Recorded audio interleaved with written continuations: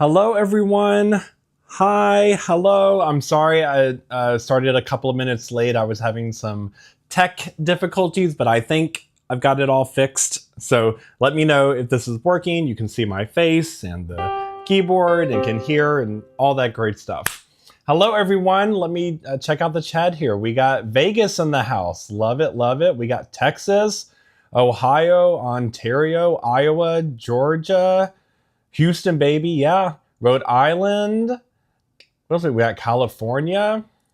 Hello, everyone. Happy Tuesday. Thank you so much for joining me on this fun Tuesday. We got North Carolina. Hello. Oh, greetings from Ireland. Awesome. Epic, epic.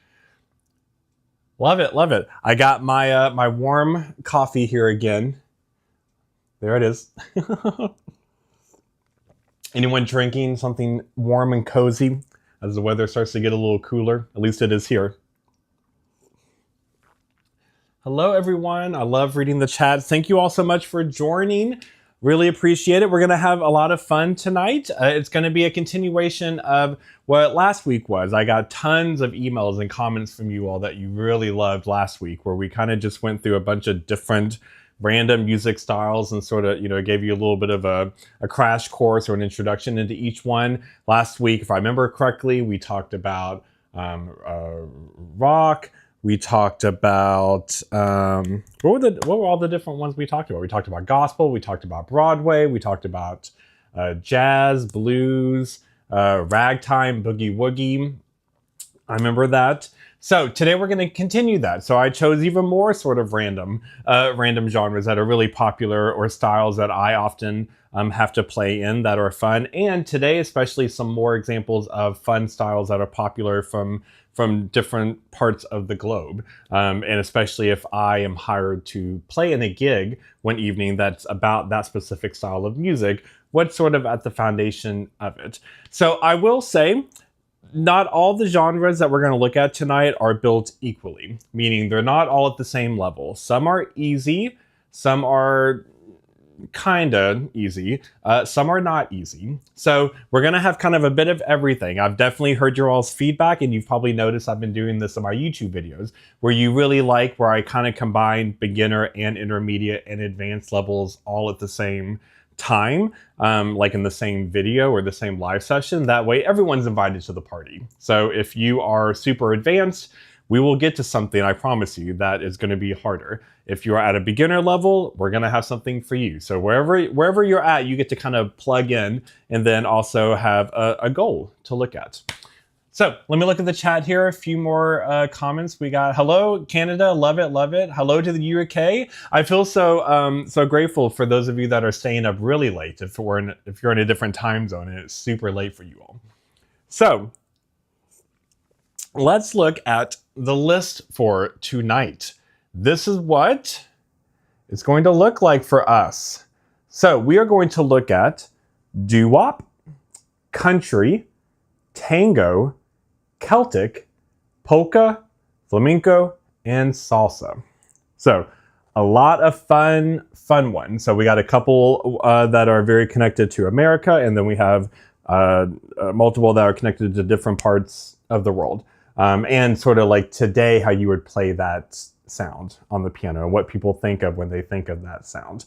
So again, you are more than welcome to sit at your piano. Try this with me. As a reminder, lives get automatically saved as YouTube videos as soon as they're done. They're in the live section of the tab. If you go to my channel, and you can see the different tabs, they're under there, the live, but they're saved. So you can rewatch any of this if there's a specific one that you're really interested in. You can just kind of focus on that one. So that's what's great about live streams. So let me know in the chat, out of this list, which one or ones are you excited for the most? Which ones of these are interesting to you? Let me know. I am interested. Some of my personal favorites on this list, I love playing a Celtic style, and salsa is a lot of fun. It's not easy, but it's a lot of fun. All right, let's see. We got votes for Celtic. Beautiful. We got votes for country. Excellent, excellent.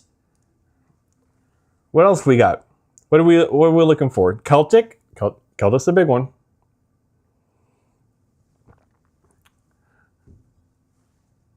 Celtic and country. Awesome, awesome. Love it, love it. And I'll go ahead and give you a heads up too that some of the stuff I talk about in lives, I'm also making videos on, because the way the algorithms work on YouTube, which is still sort of interesting to learn about, the live videos get pushed to different audiences and different random people on YouTube, different than what like normal YouTube videos are. So if I'm ever repetitive, like for example, I can give you all a spoiler alert. I'm about to publish this week a video on doo-wop. Like I made a video about it too. So just because I talk about something in a live session might not mean there might not be a whole video dedicated to it as a normal video, because they're different. Not every video is watched by every single person. So if I ever make a video that is like, oh, didn't you just talk about that in a live session, or make a video about that a while ago, YouTube is always showing us, YouTube creators, that it's always pushing videos to new people. So every time you publish a video, it might be seen like half the people of the views that it comes from are people that haven't seen anything else from you, which is really interesting. So just giving you that heads up. Okay, so let's start to dive into this. Okay, doo-wop. Make sure this is working. Cool. I've also learned, usually during the live streams, the program I have that connects this live streaming equipment to my keyboard, like every 20-25 minutes it kind of goes out for a second. So that's when I have to be like, pause please, and I have to reconnect it. It's annoying. Okay, so doo-wop. Doo-wop is so fun. I play this style all the time. It is very, very popular to ask pianists to play for at gigs. Doo-wop is that great, famous, classic piano sound from the 40s through the 50s. It had a big heyday in the 50s through the early 60s.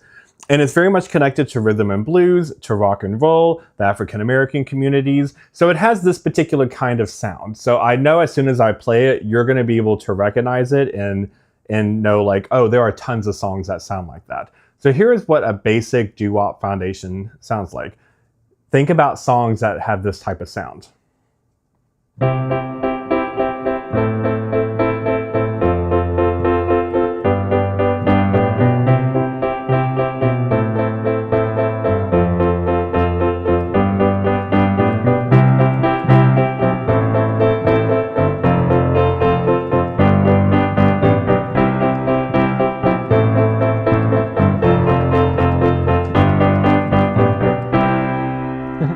Very, very popular. I can't tell you how many times a year that I'm asked to play something in a doo-wop style. So that's what it is. So we're going to break down what I just did. And again, if you like that sound, you have a whole video coming out for just on doo-wop this week from me. So tons and tons of famous songs that use this. Here's the first thing we're going to do. The chords. It's going to use a very famous chord progression in a lot of doo-wop stuff, which is the chords I just played. So it's going to be C major, A minor, F major, and G major. So if you are someone that likes number system, if you've heard of something called the natural number system, which is what number is a chord in a key signature, what that is a 1, 6, 4, 5. So very, very popular. Sometimes it's fancier circles is called the Roman numerals, but it's the major 1, the minor 6, the major 4, the major 5, if you like theory. Now, the first goal is in the right hand, we are going to give those chords rhythm, and we are going to invert them in specific ways. Because notice that if I just play the chords in root position, I'm kind of doing a little bit of bouncing around. So the goal is, what's the least amount of movement possible for my right hand to do as I'm making those chords? So what we're going to do is we're going to play C major in a root position. So C, E, G. Then that A minor, we're going to do this. All I have to do is move my top note up one note, and boom, I have an A minor chord, but it's an inversion of it. So instead of A, C, E, I'm playing C, E, A. So it's what we call a first inversion, which is whenever you have the middle note of a chord on the bottom. So we have C, root position, A minor, first inversion. Then I want to make an F major chord. A normal F major chord is F, A, C. But how can I do FAC in my right hand without hardly moving anything? Well, I've already got C and A into position, so I can just change the E to an F. So now I have an F major chord, and this one is in second inversion, because if first inversion is the middle note is on the bottom, second inversion means the top note of the chord is on the bottom.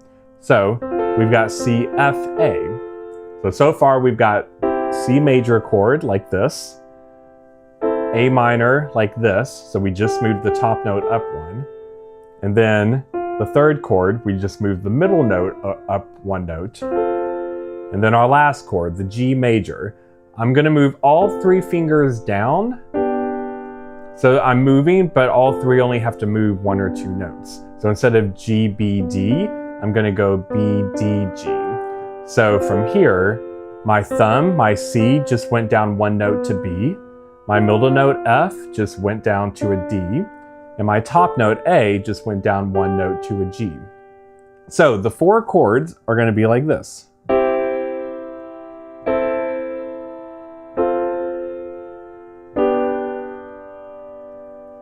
Now, what we're going to do is give it a classic rhythm. Doo-wop is famous for a particular type of rhythm. So if you want to talk about theory for a second, there's different time signatures. And there's a time signature called 6/8, which means there are 6 notes in a measure, 1, 2, 3, 4, 5, 6. But they're grouped in a way that you're emphasizing them in groups of 3. So it's not just 1, 2, 3, 4, 5, 6, but it's 1, 2, 3, 4, 5, 6, 1, 2, 3, 4, 5. Like you're accenting them in groups of 3. 1, 2, 3, 4, 5, 6. So doo-wop is famous for that. So you would do each chord like that.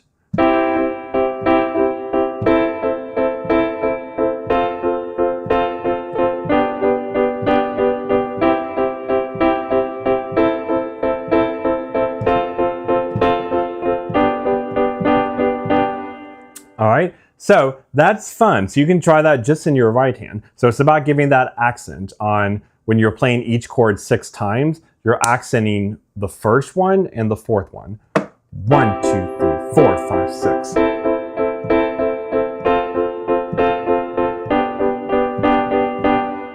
Okay, now in this live, I'm just going to show you more of an easy version to do the left hand. In the video that's coming out this week, I show you how to do the left hand in an easy way up to an advanced complicated way.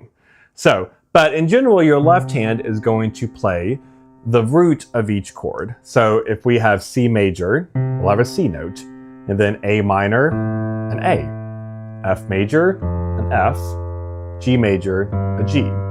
So your left hand is going to be playing C, A, F, G. Now, remember how I just said the time signature we're in takes, when we're playing the chord 6 times, it's doing 2 groups of 3. 1, 2, 3, 4, 5, 6.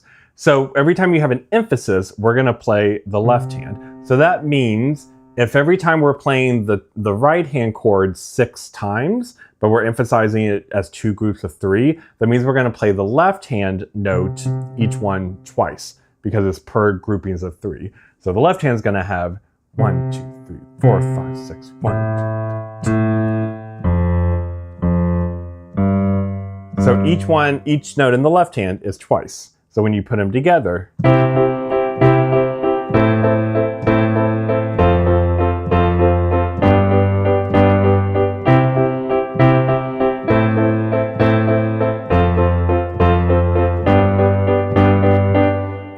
okay. Now, like I said, the video coming out, which I think it's coming out tomorrow or Thursday. But I'm going to show you in that video how you can go from doing that and crank it up to an advanced level. And I show you how to stair step it all the way up to this type of thing.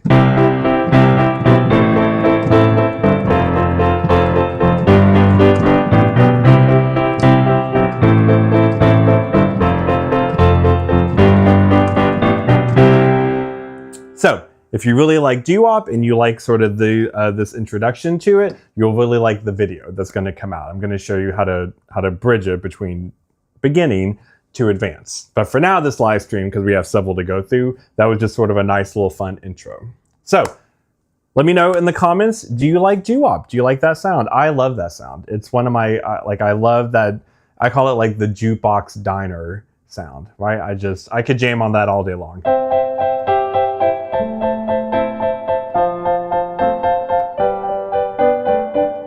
All right, and there are tons and tons of songs that use it. So it's really, really fun. So we got, yes, it is very peppy. You are absolutely right, Gabrielle. Dave loves it. Excellent, excellent. Mary Lynch, nice. Thank you. Yes, Judy, love it. Yeah, it's a classic sound, a classic sound. So piano players, when you want to learn different styles on the piano, you want to learn doo-wop. It's that classic rock and roll, rhythm and blues, doo-wop type of sound, especially from the 50s. It's terrific. Chef's kiss. I love it. Okay, country. Country almost made the list last week. It's just, at a certain point, the list was just getting ridiculously long, right? I didn't want to do a 4-hour live stream. So we had to kind of pick and choose. So I knew that if I did another live stream, country would be on there. So don't think that anything I put on last week's live stream is the more important ones, and then this week's live stream is like, oh, the leftover ones.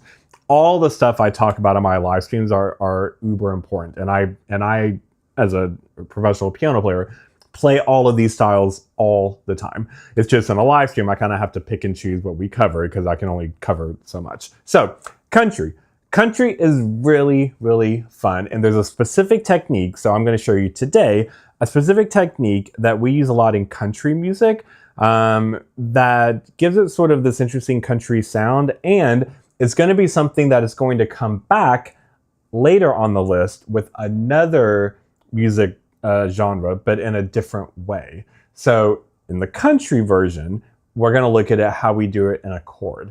So country version, this is what we're going to do. Country is known for just having like basic chords, right? So we're not going to do crazy complicated chords like what jazz might be, but we're going to give them a personality in a fun way. So here is a big trick that in piano playing we use all the time when we're making something sound country, especially like country pop. So what you do is, let's pretend like we are doing a chord progression of C major, and then G major, and then F major.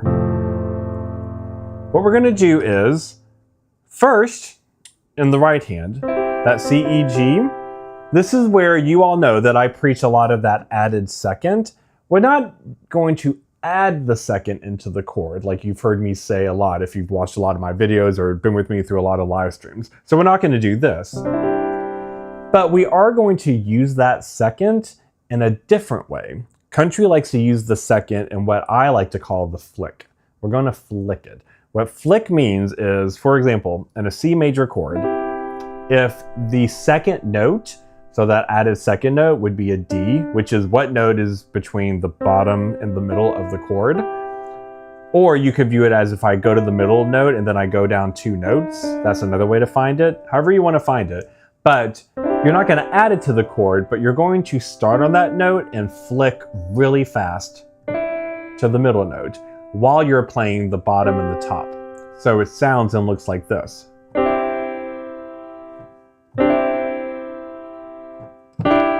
Or you can take away the 1 note if you're playing it in the left hand.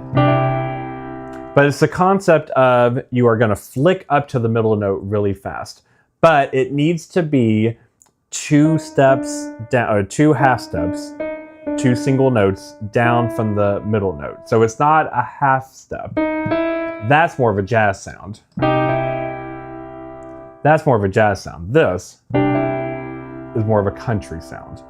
So when you're doing that, let's apply that to each chord. So my left hand, for now, I'm just going to play the root of the chord in octaves. So if it's C major, it'd be this. G major, it'd be this. I'd have G in my left hand, G chord, G major chord, G, B, D. The note I'm going to flick is going to be the added second note, which is the note in between the bottom and the middle note. Or if you want to start on the middle note and go down 2 notes on the piano, So an A, and then I'm going to flick A up to B. So C, G, and then F major, same thing. I'm going to have F in octaves in the left hand. In the right hand, if an F major chord is F, A, C, then the added second note is going to be a G. So what note is between the first and third note, the bottom and the middle note? Or if I start on the middle and I go down 2 notes. So I'm going to flick G to A. So putting those together,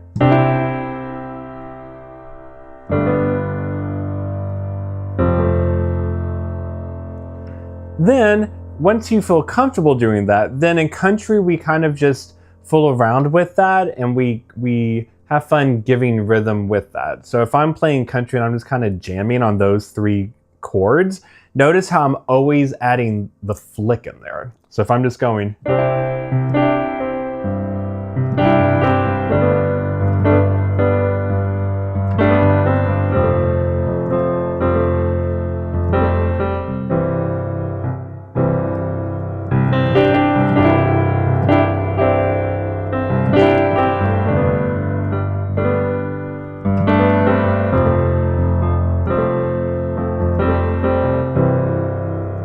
it's a great fun style, and just by adding that little flick, it gives it this really rich country sound that we use a lot in country. Country isn't the only genre that uses that flick, but it is one of the most famous ones. So when you're at a piano player and I'm playing with a band and I've got acoustic guitar and an upright bass and an acoustic drum set and we're playing country, instead of me just adding the second like I do in a lot of YouTube videos to make chords sound pretty, like,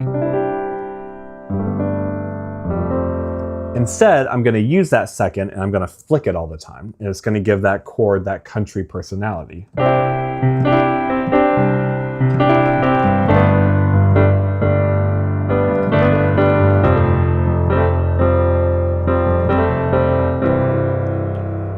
So that is a fun way to try to start to practice country. Okay, so let me look here at the comments here. Go to chord progression. Great, Don. It's a great one, right? That classic 1, 5, 4. You can't beat it. And those chords are really popular in country. So gorgeous. Thank you, Charmaine. Oh, great question. I did ask, is it called a flick? So I call it a flick. And many people in the industry that I've worked with call it a flick. Technically, you could call it different things. I have heard some people try to argue that it's like the 2. The problem is once we start adding numbers like add 2 or 2, that's implying it's really part of the chord. Like I'm really going to go. A flick isn't implying it's really in the chord. It's a personality way, a fun personality to get to the chord. So the way it's written more is actually what we would call a grace note, which that's going to come back in something else coming up here soon. But if you've ever seen a grace note looks like in sheet music, like if I was writing this in sheet music, I would have normal looking notes for C, E, G, and then a grace note is a tiny little baby note. It looks like a note that's 10 sizes smaller, and sometimes it'll have a line through it, and it looks like an 8th note. Or a quarter note, but it's just like a baby little note and it's right before. So if I see a little baby note on a D and then a normal looking E, that means in sheet music, oh, like do a flick. Now a grace note can be kind of longer, like, but in country especially, you want it to be fast. Let's see. Donnie, kind of Floyd Kramer sound. Yeah, it's a really, really famous sound. It's done a lot. Let's see, we got, is this Mike? Is Mike in the house? From a real life student, Matt's one-on-one lessons are top tier, all around awesome teacher in person. Book if you want to learn from the best. Oh, thank you, Mike. Yeah, several of you I have the pleasure of giving one-on-one lessons to, which I love so much. And I've even had some more people email me asking me about, like, if you have a specific interest in a specific style. Like someone emailed me about specifically salsa. Yeah, like whatever you want your lesson to be, we can be. So if you're just wanting to really dive into something, whatever it is, happy to do it. So if you are interested in a lesson with me, you can do one lesson, you can do multiple lessons, you can do ongoing lessons, whatever you want to do. In the link in the video description below, there's a link to my website, matthodgemusic.com, and that's where you'll get all the information about all the fun stuff I have for you. You can book virtual lessons with me. My course is in there. If you don't know, I just launched last week a brand new an online virtual piano course. It's self-guided called Basic to Beautiful, and I show you a bunch of cool stuff. A lot of you have been trying the course, and I've gotten so many beautiful emails from people saying, oh, I love the course. That was a labor of love. I spent a long time building it. It's over 5.5 hours of content. So that's a great resource for you too. But I truly also love doing the piano lessons because I get to interact with you all one-on-one, which I love. And help you figure out what your specific goals are. Because when I do live sessions and the videos on YouTube, it's a bit more of like, you know, I'm trying to cater to tons and tons and tons of people. Lessons are just all about you, whatever you need help with and how I can help you in your brain try to tackle stuff. Okay, Sherry, oh, that's what that means. Yes. Not a grace note. Yeah, so it is a grace note. So like what I said a few minutes ago, yes, you could call it a grace note. It's just when you see it, you want to make it fast. And some people in the industry just have different nicknames for different styles. So I like to call it a flick because a flick insinuates that it's really fast, that it's not slow at all. But yes, technically, if you were to write it on sheet music, I wouldn't write the word flick. If I saw it in sheet music, I would say that's a grace note, and I'd write it like a grace note. Let's see, Ida. So happy to have discovered the channel. Matt teaches from basic concepts and make very clear demonstration, easy to understand. Thanks so much. Thank you. I really appreciate that. I really do. I work so hard on the videos to figure out like, how can I explain this where I'm not boring you all if I'm making it too easy, but I'm also not going over your heads if I make it too hard. It's tricky. It's hard to, in like, you know, one 12-minute YouTube video, do something and do it at all levels and try to make sure it's entertaining and something you can understand. So I thank you for that. I really do work hard on them. So I really love the comments and the likes and all that stuff. That shows me what you all are liking, right? I'm always listening to you all, the audience. A lot of the topics for the lives come from your all's comments on videos or emails. When you say, oh, I'd love for you to show me this or this. I have a huge document I keep on my computer. And every time someone gives me a suggestion, I promise you, I write it down. I have a list of like hundreds of suggestions you all have given me. So many of the YouTube videos and live streams, like they come from you all, I promise. This stuff, the last 2 weeks, came from you all because several of you all were asking specific questions about specific genres. Okay, let's keep going. Tango. Tango is a super fun one. I'm going to say that about all of these. They're all super fun. But tango is really cool. Tango is something that if you are at a beginner level piano player, but you're really wanting to play something that is kind of an interesting style that's famous, tango is a great one because you can do tango basically with 2 chords. Now, I will say this about all of the rest of these that we're about to dive into. Tango, Celtic, Polka, Flamenco, Salsa.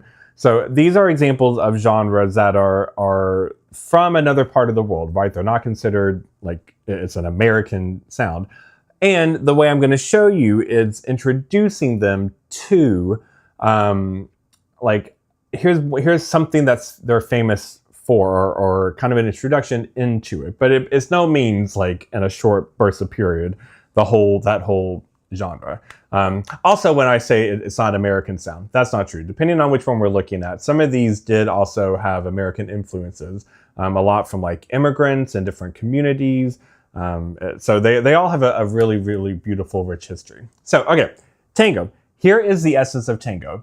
You can start to practice tango with 2 chords. So we're going to do, the 2 chords are, you want it to be a minor chord, and then what we call the dominant, or the 5 chord of that. So for example, I'm going to do A minor. So if I'm in A minor, which is a key signature, I'm going to have an A minor chord, and then I'm going to have the chord, the dominant chord, which would be, what is the chord that is the 5th of that? So A minor, that 5th note, 1, 3, 5, is an E. So now it's going to be an E chord. And that dominant chord, a dominant chord is technically a 7th chord. So an E 7th chord is E, G sharp, B, D. So we're gonna have A minor, A, C, E, E7, E, G sharp, B, D. Now, here's what you're gonna do with your left hand. This is the famous sort of tango sound that is popular. You're gonna do this rhythm. Bump, bump, bump, bump, bump. Bump, bump, bump, bump. Bump, bump, bump, bump. Bump, bump, bump, bump. That's the rhythm you're gonna do. What you're gonna do, it's gonna be one note at a time, and we're gonna start low. So I'm gonna start down at this low A, because in reality, this would often be played by a bass. So we'd have A, E, and then I'm gonna jump up to C.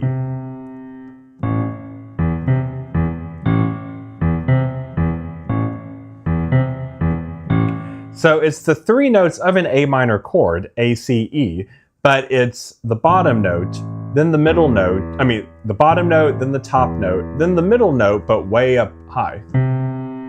And in that rhythm, bum, ba-dum, ba-dum.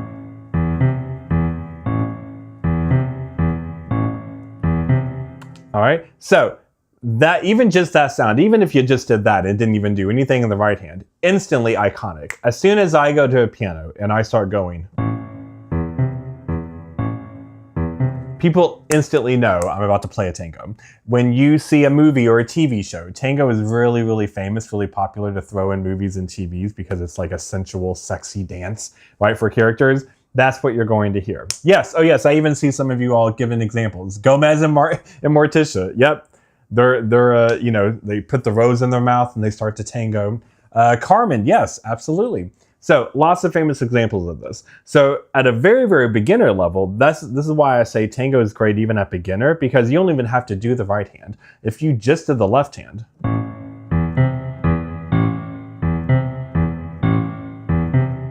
Now remember, there's a second chord. So now the second chord, I'm gonna do that same thing. I'm gonna go.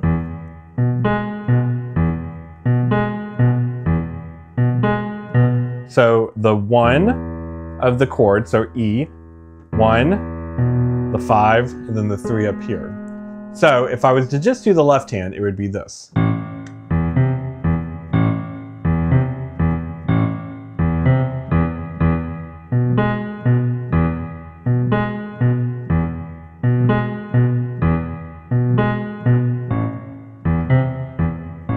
You're like alternating between the two. Now, I will say sometimes on that dominant, that E, sometimes you could change, instead of you're jumping up to the middle note, it could be the 7. So if you wanted to do that, you could do E, B, D instead of E, B, G sharp. Both work, it just depends on the sound you like more. So.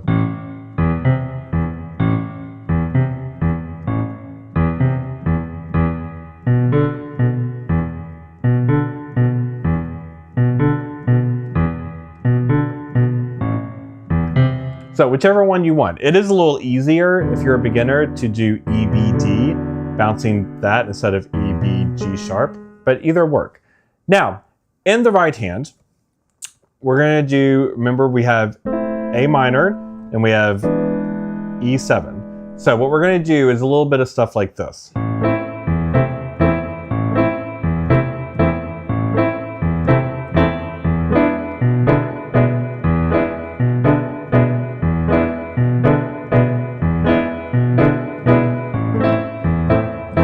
Now, what was I doing? A minor, the first time I hit A minor, it's gonna be a little bit of a ripple. This is gonna come up, that technique is also gonna come up again in another thing on the list. So, and that's usually the rhythm. You hit your left hand first and then the right hand right after.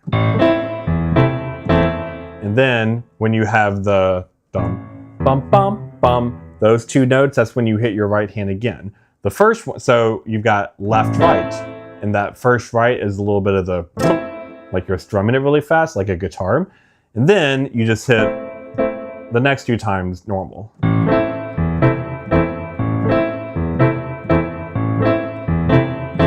Then on the E, so let's go ahead and decide, let's actually go ahead and do E, B, D for it so we can have more room in the right hand underneath here. So I'm gonna do the E7 chord, but I'm gonna do an inversion.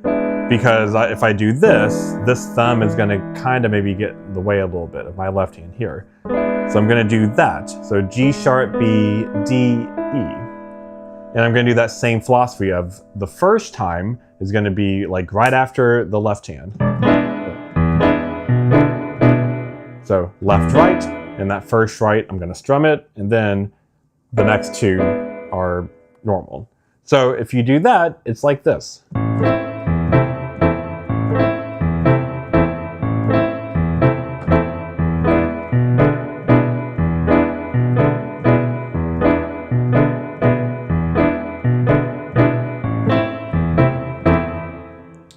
Now, if you want to make it more advanced, then you can just start to have fun figuring out that left hand stays the same, but figuring out the right hand, how you can have fun with different ways to play those chords. If you want to start to improvise some melodies or fill-ins, but it's dealing with the A harmonic minor scale. If you don't know what that means, totally fine. But those of you that are more advanced level and you like diving into theory, that's something. So if I was playing this at a more advanced level or kind of just jamming on it, I could do something like this.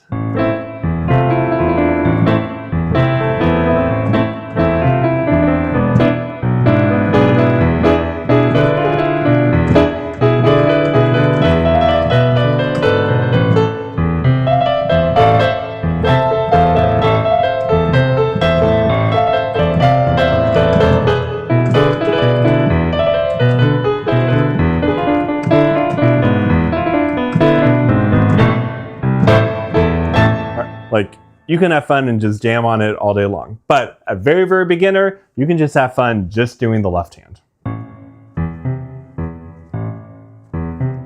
Right? That's just such an iconic bass line. I love it to death. So that's sort of crash course in tango. I'll probably make at some point a video just on tango because I know it's really, really popular, especially in movies and TV. But now you can start to like learn how to play it a little bit, even at a beginner level. And as soon as you start playing it, what's really fun is if I'm in a room full of people and I just sit down at the piano and I don't say anything, but I just start going.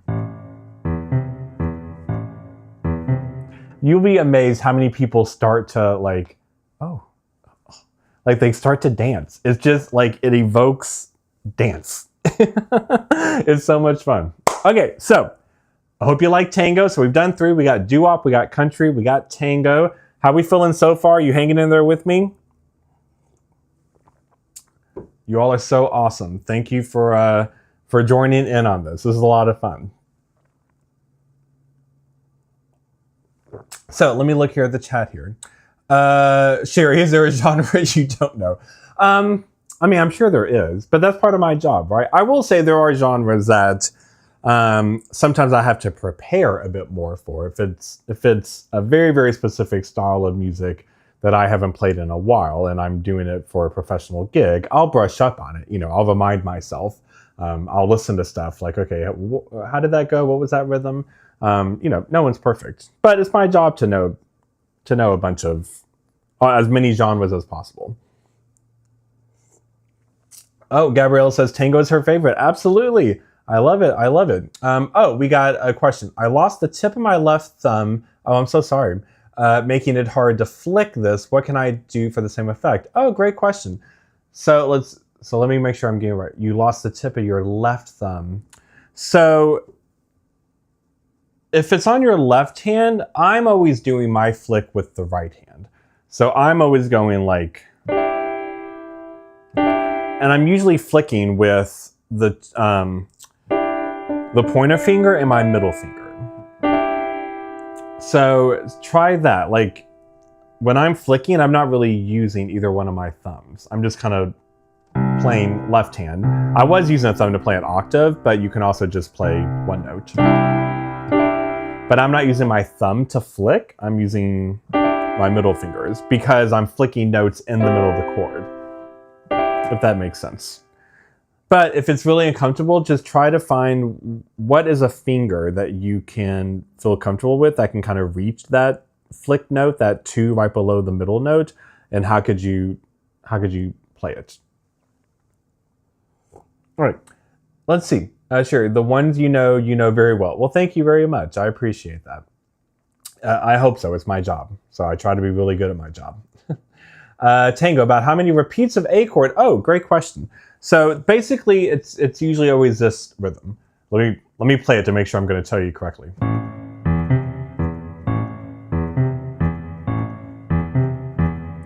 So 3 A's and then to the E. So 1, 2, 3. Then switch.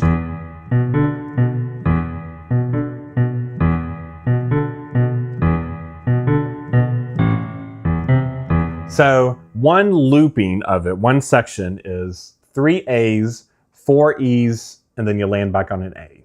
And that's like one whole idea. Great question. Thank you for asking that. All right, let's see. Tango, yeah. Oh, has small hands. It's totally fine if you have small hands. I will admit that this leap, like depending on your hand size, that still can be a big leap. So when I say beginner, that still doesn't mean, you can't practice it. But you don't have to hold down. Like, so you're not gonna hold your fingers down while you do it. You put your finger up and then you lift it. So notice how when I'm doing it, I'm going bump, bump, bump. Like I'm kind of twisting my wrists to make the leap. I'm not just holding these notes down while trying to jump up, because that would hurt. That would be very uncomfortable. So it's about trying to bounce up. Also, in a lot of my videos, I harp on the pedal a lot, like hold the pedal down for a lot of stuff. This one, Tango, don't hold the pedal down too much. Because if you do this, that's a little muddy because that iconic bass has a rhythm, and part of the rhythm is that silence. And it's really low. So this is an example of don't hold the pedal down. Okay, let's move on because we still got 4 left. Celtic, all right. Love me Celtic. Now, when it comes to Celtic, this is something that it's a very much an American entertainment, what we view as a Celtic sound. If I work with people a lot also that are originally from the countries that the music originates from. Sometimes what we are used to as the American sound of it, sometimes it's very accurate, sometimes it's a little accurate, sometimes it's like we took what was accurate and then we kind of did our own of it. So what I'm going to show you is very much like this is what people view as a Celtic sound. Now it is beautiful and I use it a lot. What's interesting too, Celtic is going to sound very similar to gospel, which is really interesting. If you remember last week, I said one of the big foundations of gospel is kind of like when we just had these flicks in country music, that in gospel, we do that with the melody. So I remember last week I showed you if I was doing like Amazing Grace, I would do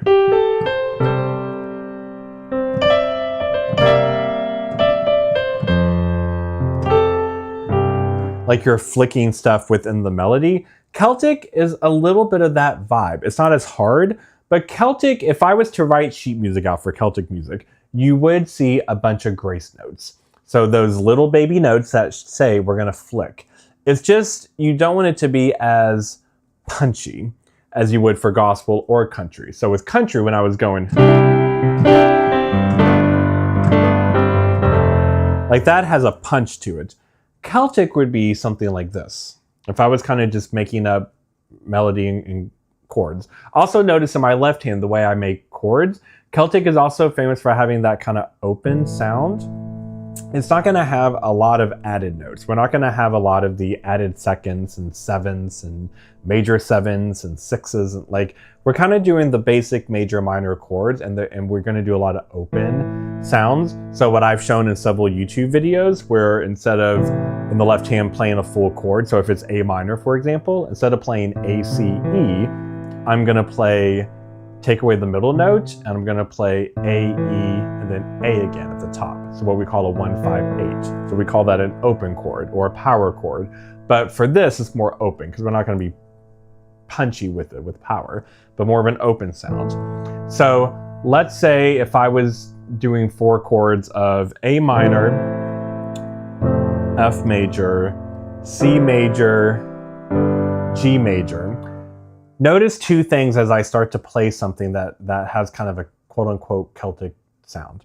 My left hand is going to be playing those chords in the open version of it.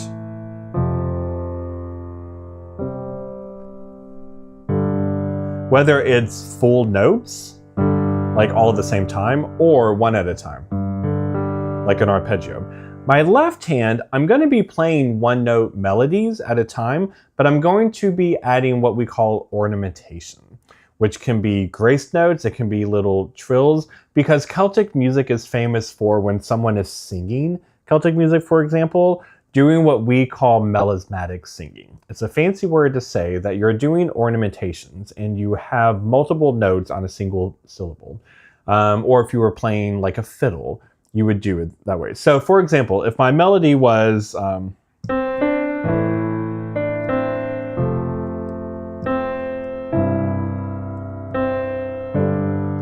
if that's my melody, I'm going to play that melody one note at a time, but I'm going to add grace notes. I'm going to add ornamentation. So I'm going to add flicks, but it's going to be more, this is where I would call it more of a grace note because it's more of a gentle, it's fast, but it's not punchy in your face.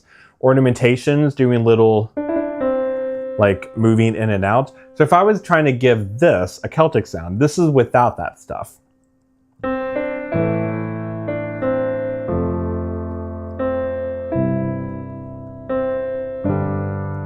Now, with the embellishments for more of a Celtic sound.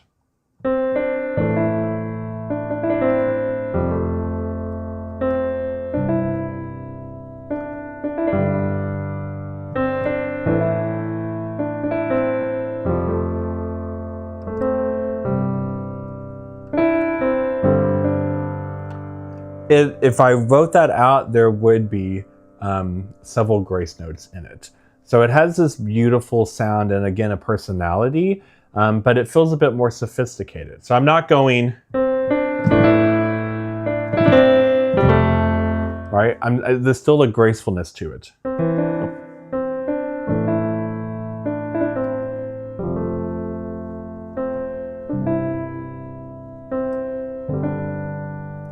So it's a really, really beautiful sound. I get hired to play Celtic sound a lot. In a really beautiful way. It just has this air of sophistication. It sounds a little folksy, like folk music, but ballad, but beautiful, but has beautiful personality to it. And it's imagining someone singing like that. So instead of someone singing da da da da da da da da, like someone singing with beautiful ornamentation, that's how you would play it. So it's really, really a beautiful way to try. So a way to try is to just pick basic chords, try open versions of them, come up with melodies or just go up and down, but practice giving them these beautiful little ornamentations. Does that make sense?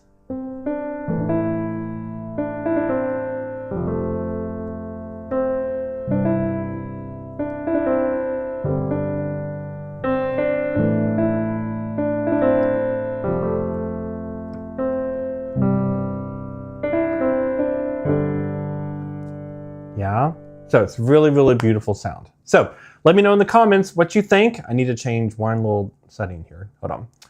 Let me know in the comments how we feeling about Celtic music. It's a beautiful sound. I love it. I truly love it. It's such a beautiful type of music to play. All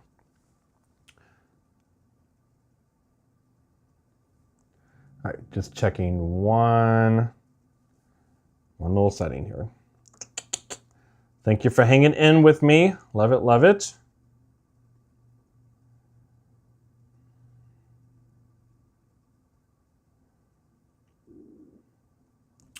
Okay, let me look at the comments we got here. Yes, so is Celtic connected to like Irish, specifically Irish?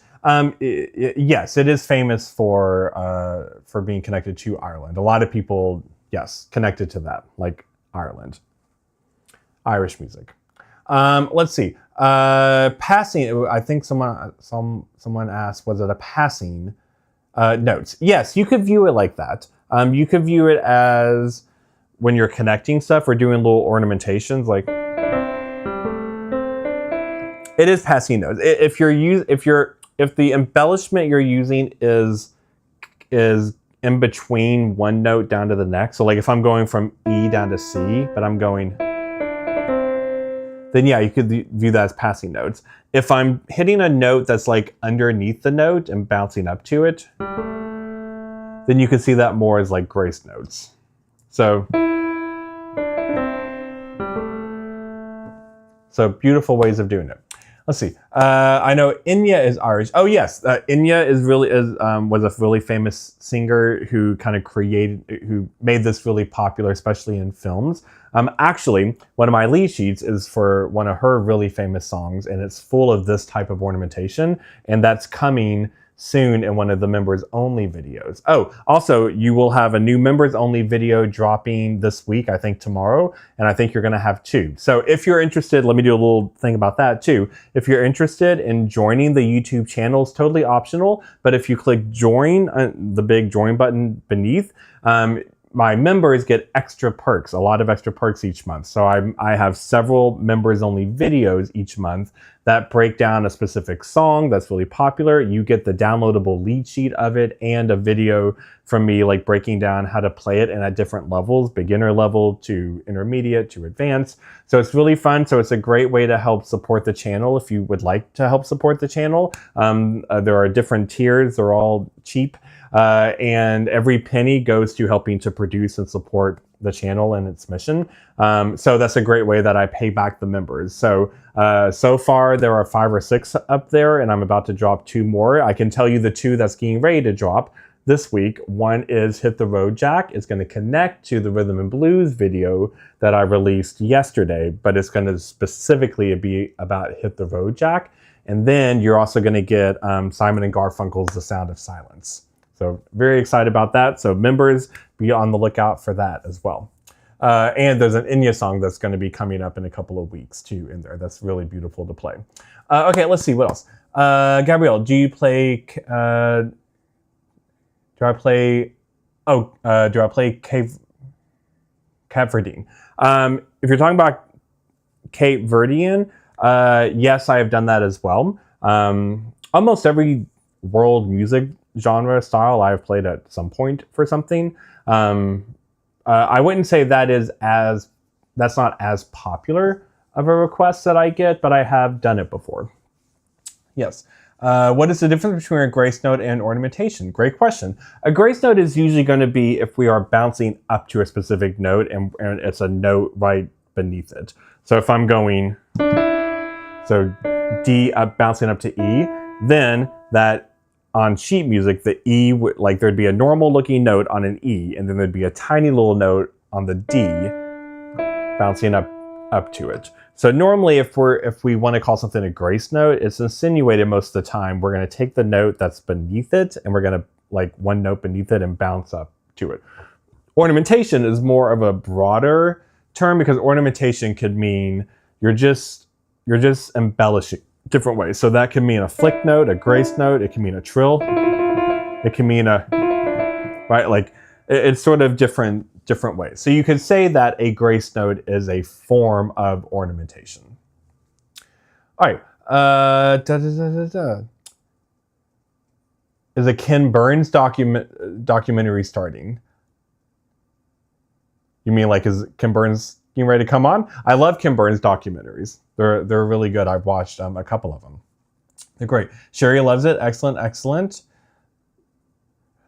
Oh, Carla said a historic site near Lenore, North Carolina had a Celtic festival last Saturday. Yeah, there are a lot of different fun festivals that will celebrate Celtic music. Love it. Sherry, Lord of the Rings. Yep, absolutely. Beautiful, beautiful Celtic style music in there. Okay, let's get on to polka. Polka is also a fun one. This is another one that it's not, you can do it in an easier way and then in a harder way, so I'm going to show you both. Polka is fun. I've had a couple of you email me about like, hey, would you ever show polka? It's kind of a fun one that you wouldn't think is played a lot, but actually, like I've played it several times. each year. And polka is very similar to something that's connected to Broadway. So that term Broadway has different types of music underneath it. So the type I showed last week was very much like Broadway ballad, like emotional ballad. But Broadway is also famous for the same style that I'm about to show you for polka. Okay, so for polka, it's basically famous, make sure my keyboard's still making sound. It's famous for having this oompa sound. Oompa, oompa, oompa, oompa. So here's what it is. So you're gonna pick a chord, so let's just do C major. Your left hand, you're gonna emphasize, you're gonna go back and forth between the 1 and the 5. So the 1 note and the 5 note, so of the key signature. So if we're gonna be in C major, the 1 note would be a C, the 5 note would be a G. Now you can go up to the 5, or you can go down to the 5. It's pretty popular to try to go down to it if you can. So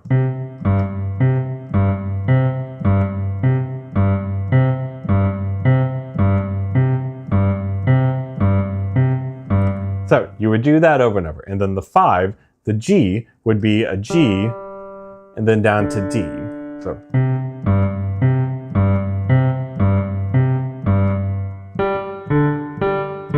Or you could start down here.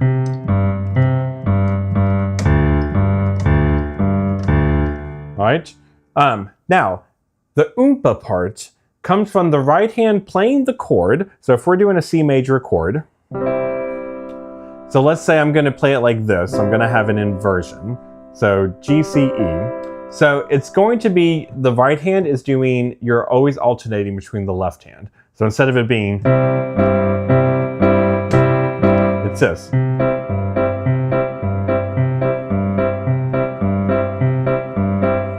It's the oompa. Now, this is where the beginner version of it is, where we're not going to try to have melody. You're just doing chords like that.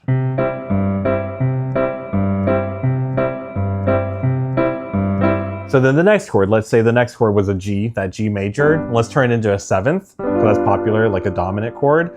Then, again, you would just have the chord in the right hand, and it's offbeat from the left hand.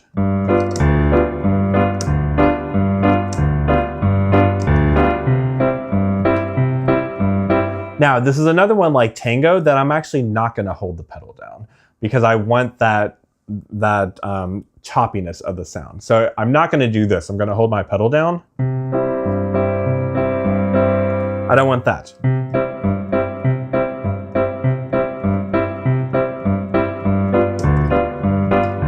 All right. Now, you can also add the left hand in octaves if you want.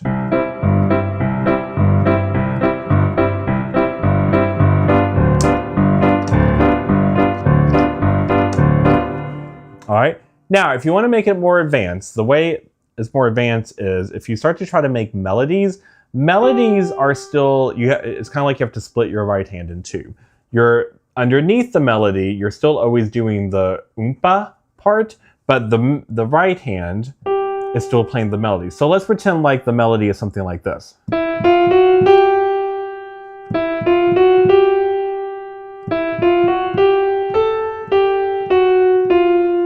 So that's the melody, right? And the melody is more on beat.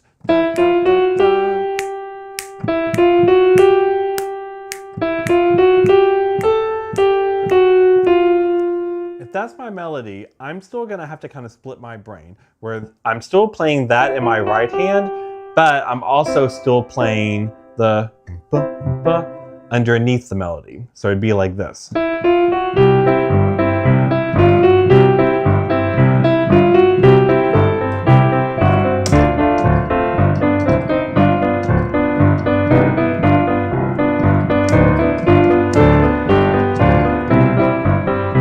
It's where you're trying to play the melody on top while also underneath it having,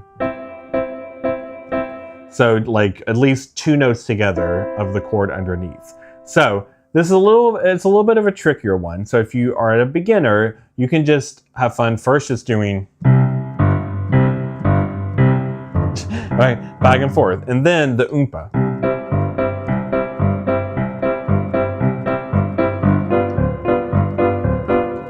Yeah. Now, when I said Broadway kind of does this style, it's not that Broadway musicals are polkas, but Broadway musicals, especially the golden age of Broadway musicals, so like Rodgers and Hammerstein in the 50s, 60s, there's a lot of Broadway musicals that have that sort of accompaniment.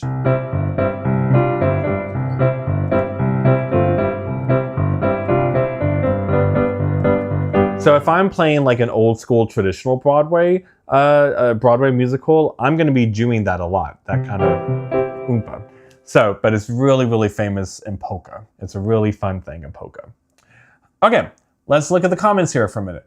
Let's see, we got the Lawrence Welk show. Yeah, I have some trouble getting the left hand to continue in time once I start playing right hand. Can you recommend anything that will help that?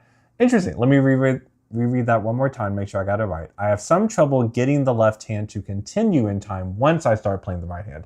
So basically, and you're not alone, a lot of people struggle with that. So the main thing is just first making sure each hand is super solid on its own, right? Then start to slowly put them together and slow down at first. And a great way to start to play tricks with yourself is figuring out, unlocking, okay, when are they playing together? When are they playing at different times? So like, for example, back to the tango, when I was doing the tango, if I was trying to figure out how to combine those two to make sure the timing worked, I would go, okay, the left hand hits and then the right hand hits. And then that next note is by itself, but then the last two are together. So like figuring out when are they hitting something together, when are they hitting something apart? Because that can help, especially if you're not used to counting rhythm. That's how you can feel it and kind of like break it down visually like that. Let's see, Carla, Weird Al's dad was the polka king. Yeah, Weird Al also has a lot of polka influence in his stuff too. He had a couple of songs that really leaned into polka. Polka's really fun. I have played polka more than I would have thought in my career. It's really cool. Let's see. My daughter had to learn the party polka in dance class. I had her teach me the best way to learn. Love it, love it. Absolutely. Oktoberfest. Yep. Polka's a great. Oktoberfest is a great time to hear polka. Let's see. Scarlett says, hi everyone, just at my hotel room waiting to fly out tomorrow. Thought I'd jump on quickly to say hi. Watch on the catch up. Yeah, I hope you have a great trip, Scarlett. Yeah, catch the recap later. We're having a lot of fun. Hope you like it. Let's see. Yes, I'd be okay with the tango chords, but not if I try to play another right hand note melody. That's fine. Like know where you're at, and then just meet yourself where you're at to figure out how you could do it. And you're not alone. I have several piano clients, even this semester, like the last couple of months that I've worked with, that have different limitations they're having to figure out either physically or kind of psychologically, like mental walls. And so we work through them. So the goal is just be patient with yourself. And when there's something you can do, lean into that. Okay, cool. So we got two more. Flamenco and salsa. Okay, so these are not the easiest ones, okay? So if it's like, that seems a little too hard, it's fine. It's always good to have goals, but I like to show more advanced stuff because several of you have reached out and said, hey, can you also show some advanced stuff too if we're at that level? Here we go, flamenco. Flamenco is going to have this type of a sound.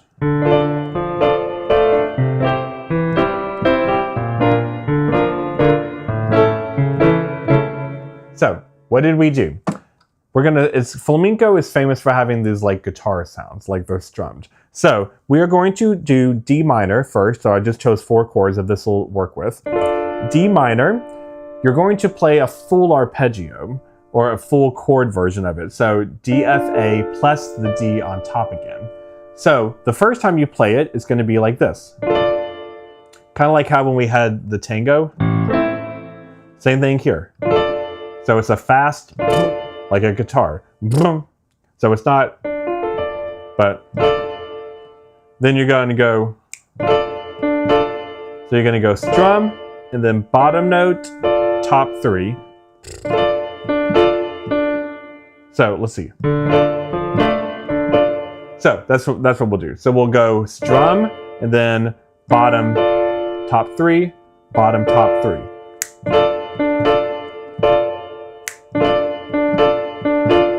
All right, so it's like a strum, and then we're bouncing. And then C major, exact same thing.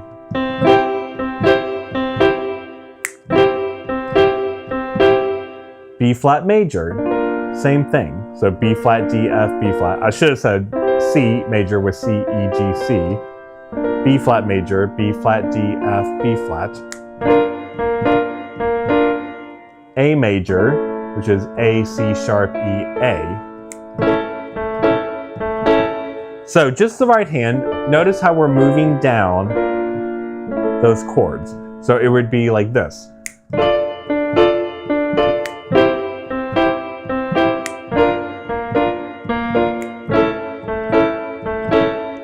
What our left hand is going to do is outline the basic major and minor chords that we have. So D minor, D, F, A, but it's going to be this rhythm. So it's a little bit like the tango. So bottom, middle, top, middle, and you're going to do each one once. And then in the next chord, C major, same thing. So C, E, G, next one, B flat, D, F. And then the next one, A major, same thing. A, C sharp, E. So when you put them together, it sounds like this.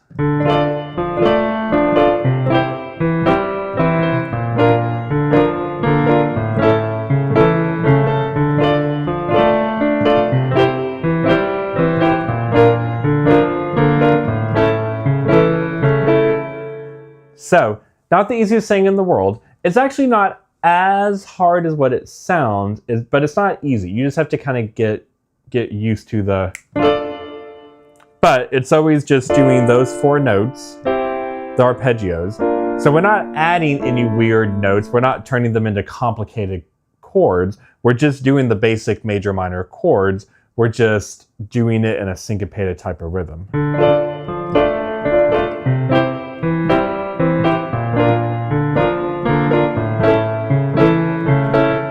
So it's fun, but in essence, the point is you're capturing the essence of a guitar.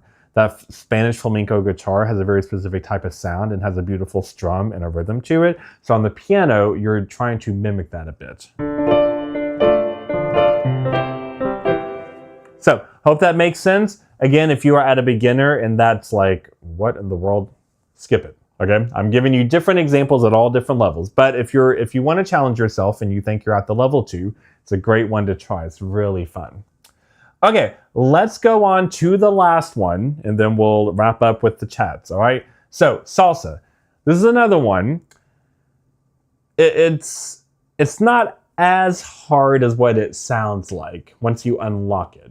But initially, it can be very intimidating. Salsa can be very intimidating for piano players until you learn it. And then you go, oh, that wasn't as bad as what I thought. It just sounds very tricky. Here's why. In general, salsa, especially from the piano perspective, is famous for really fast, fiery, energetic piano patterns that get looped a lot. But the great thing is once you unlock the pattern, then you get to kind of loop it over and over. So a montuno, this is what it's called in the salsa world. If I say a montuno, M-O-N-T-U-N-O, what that means is, in general, there's going to be a short little piano idea. So maybe just like two to 4 measures. But I'm going to loop it over and over. But that piano idea is going to be fast. It's going to be a bit fiery. It's going to have an energy to it.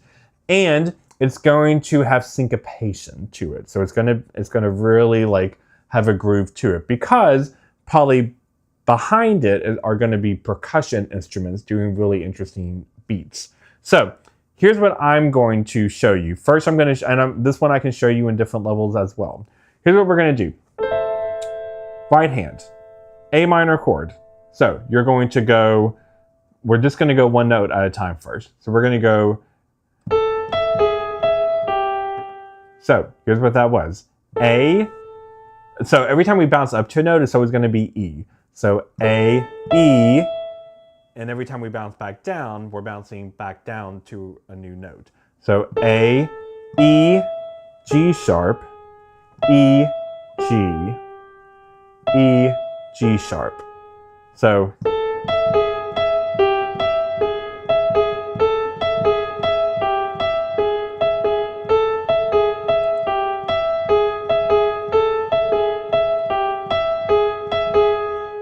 that's one way to do it. Now this little thing of what you're outlining is this. An A minor chord, then we're moving chromatically down. So an A down to a G sharp, down to a G, to a G sharp. That's really common and popular in this type of salsa style piano playing. Now, then try it with two hands.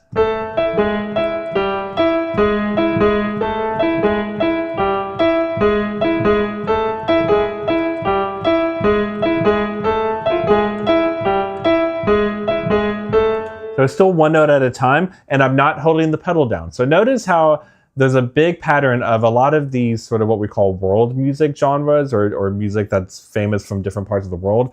They're not all pedal heavy. When we're doing a lot of like quote unquote American music or a lot of beautiful long ballads, we're doing the pedal a lot. A lot of this stuff, that's because it's very dance heavy. If something is dance heavy, I'm not always going to use the pedal.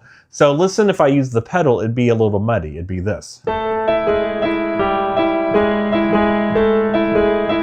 That's really muddy, so I don't want the pedal.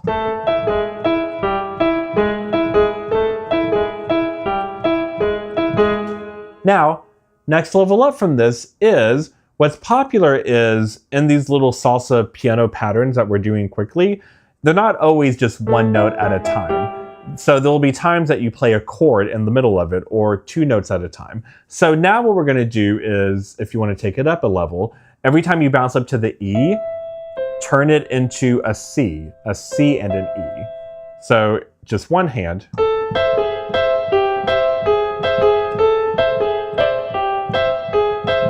Or both hands.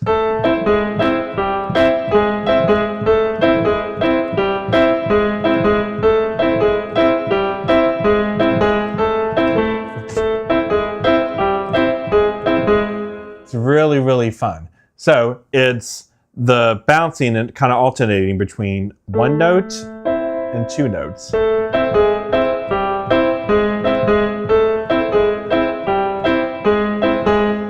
Then, if you want to take it up even a notch higher, if you're ready to try that, you can do something like this. Let's see, what do I want to do? So you can do really fast.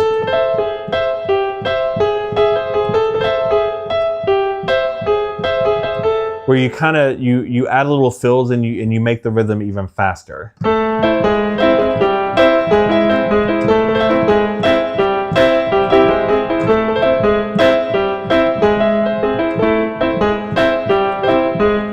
Now, when you're doing this, it doesn't always have to be that both hands are doing the exact same thing, but that is a popular way to do it, especially in the beginning. But it doesn't have to mean that they're always doing the same notes. So if I was playing salsa and someone said like just improvise and make something up, jam on salsa, it would be this sort of idea, because I'm gonna have percussion instruments probably behind me that are keeping a steady beat,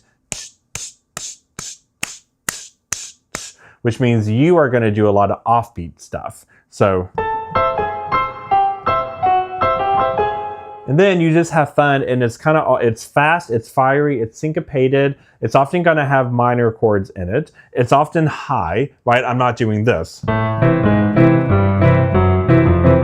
mean, you could play it down here, but it's more famous to be up here. And then you're gonna loop it, whatever you come up with, and you can kind of experiment with it. So if I was doing it, it would be that concept. And if I was just jamming, I would do like, you just kind of start to make stuff up.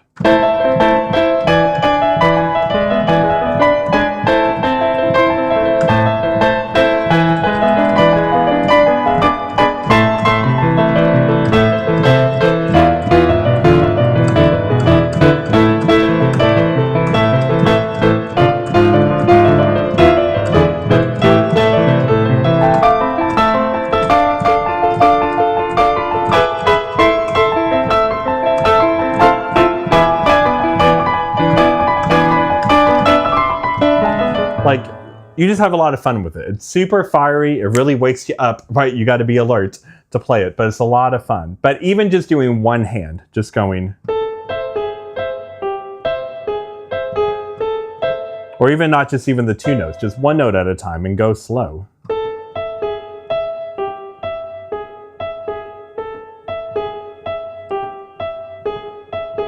You can still have fun with salsa, whether it's like that, where it's just one note, one hand, or you're trying to add two hands.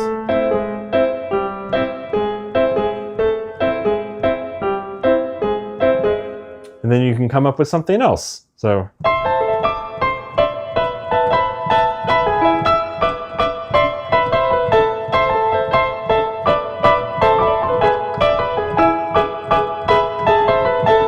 Just depends on how advanced you want to challenge yourself. So salsa is really fun. It's not the easiest thing in the world, but once you kind of lock into the groove, then you get it. So even in this example I showed you, if you can just kind of lock into that da da da da da da da da da.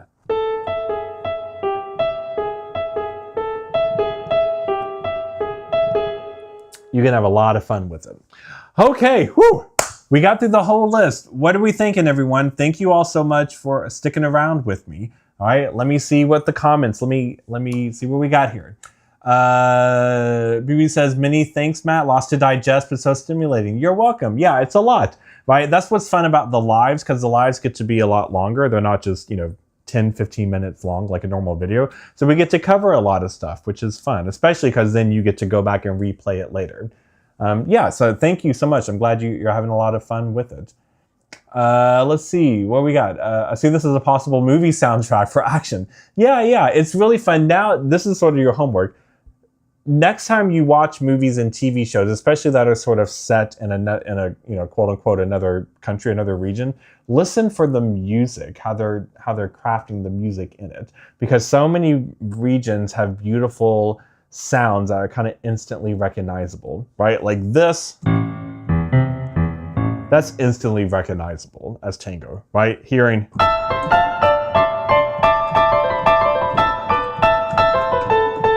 Like that's instantly salsa.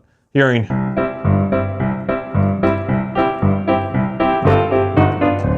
Right? Like for a lot of people, that's going to be polka. Hearing.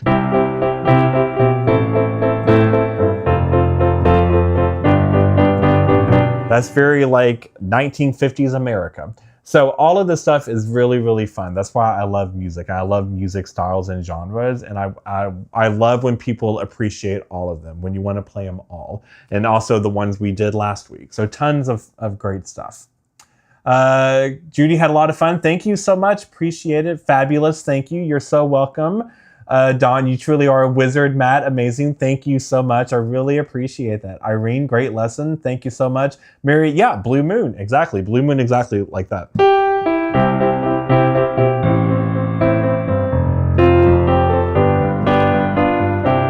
Yeah, almost 50 to 70% of all the songs from like the late 40s to the early 60s were that classic sound, which I love.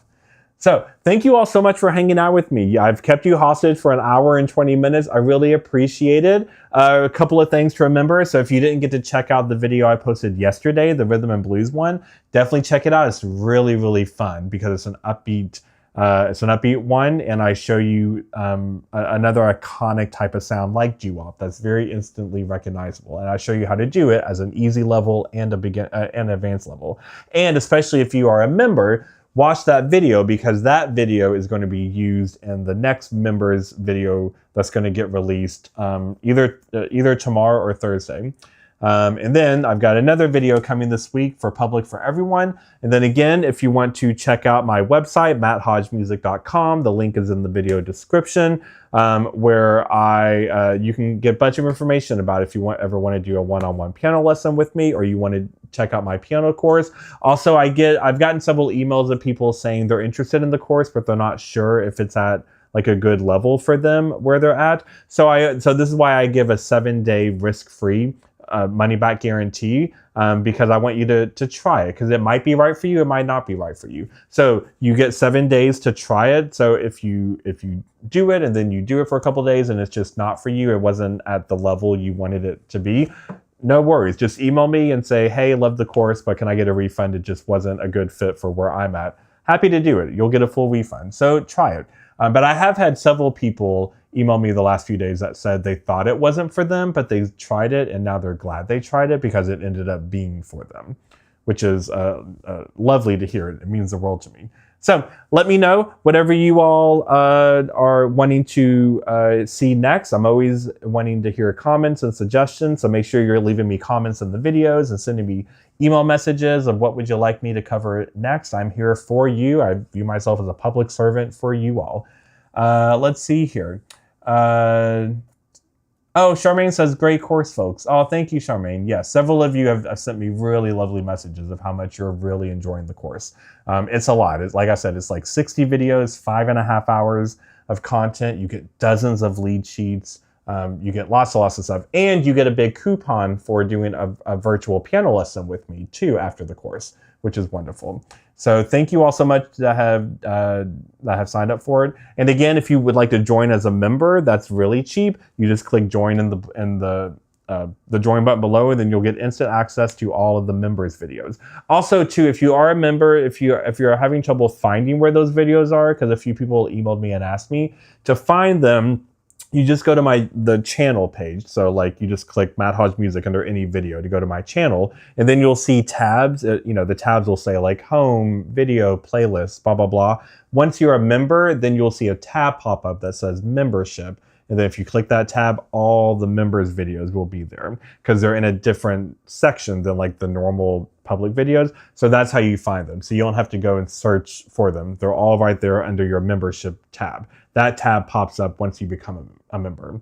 Like I said, you'll be getting lots and lots of members-only videos each month, which will be really fun. So I think so far up there we have Yesterday, we have Bohemian Rhapsody, we have Happy Birthday, we have Star Wars, we have something else. There's like 5 or 6 up there. And I'm about to drop Sound of Silence and Hit the Road Jack this week. And I've got some more fun ones coming your way too. So I definitely pay you back in the memberships that you pay for with all the free lead sheets. So it really, it's a beautiful way to help me produce all of this for you all. Okay, thank you all so much. I've kept you hostage long enough.